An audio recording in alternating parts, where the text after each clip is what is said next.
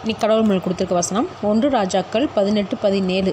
Ahab எலியாவை கண்டபோது Ahab அவனை நோக்கி, இஸ்ரவேலை கலங்க பண்ணுகிறவன் நீ அல்லவா என்றான். இந்த வசனத்தை கொடுத்து கடவுள் மட்டும் தான் சொல்கிறத பார்ப்போம். இங்கே ஆகாப் ராஜா பாகால் விக்கிரகங்களை வழிபட்டதுனால தேவன் பஞ்சத்தை உண்டாக்குனார். இந்த தேசத்துக்கு கொடுமையான பஞ்சம் வரும்னு எலியா தீர்க்கதரிசி மூலியமாக வெளிப்படுத்தியிருப்பார். அந்த வார்த்தை எலியா எல்லா மனுஷர்களுக்கு முன்னாடியும் சொல்லியிருப்பார். அதுக்கப்புறம் தேவன் சொன்னது போலவே கொடுமையான பஞ்சம் வந்த உடனே ஆகாப் ராஜா எலியாவை பார்த்து, உன்னால தான் இந்த கஷ்டம் வந்துச்சு, நீ சபிச்சனால தான் இந்த பஞ்சம் வந்துச்சுன்னு சொல்கிறான். எலியா சபிக்கலை, எச்சரிக்கை தான் பண்ணினார். இதே போல் நம்ம நல்லதுக்காக சொல்லியிருந்தாலும் நம்ம சொன்னனால தான் இப்படி நடந்துச்சுன்னு நம்மளை குறை சொல்லுவாங்க. நம்மளை குறை சொல்கிறது மட்டும் இல்லை, தேவனையும் குறை சொல்லுவாங்க. வேறு மதத்தை சார்ந்தவங்க வீடுகளில் அங்கே தேவனால் யாராச்சும் அபிஷேகம் பெற்று ரட்சிக்கப்பட்டாங்கன்னா அவங்க வீடுகளில் ஏதாச்சும் அசம்பாவிதம் நஷ்டம் நடந்துச்சுன்னா, நீ இயேசு சாமி கும்பிட்றனால தான் இப்படி நடந்துருச்சுன்னு சொல்லுவாங்க.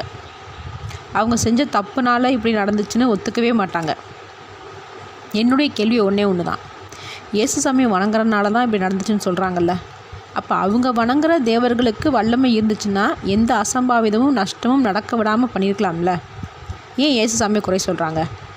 இங்கே ஆகாப் ராஜாவுக்கு எலியா இதைத்தான் சொல்கிறாரு, நான் உங்களை கலங்க பண்ணலை, உண்மையான தேவனை விட்டு விலகி எந்த வல்லமையும் இல்லாத பாகாலை தேடி போனீங்க, அதனால் நீயும் உன் தகப்பன் வீட்டாரும் பாவம் செஞ்சீங்கன்னு சொல்கிறாரு.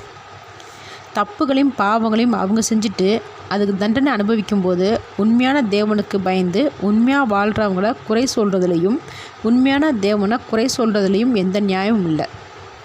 உண்மையான தேவனுக்கு பயந்து வாழாமல் அது யாராக இருந்தாலும் சரி, அந்நியர்களாக இருந்தாலும் சரி, கிறிஸ்தவர்களாக இருந்தாலும் சரி, செய்த தப்புக்கு தண்டனை அனுபவிச்சு தான் ஆகணும். ஆமேன்.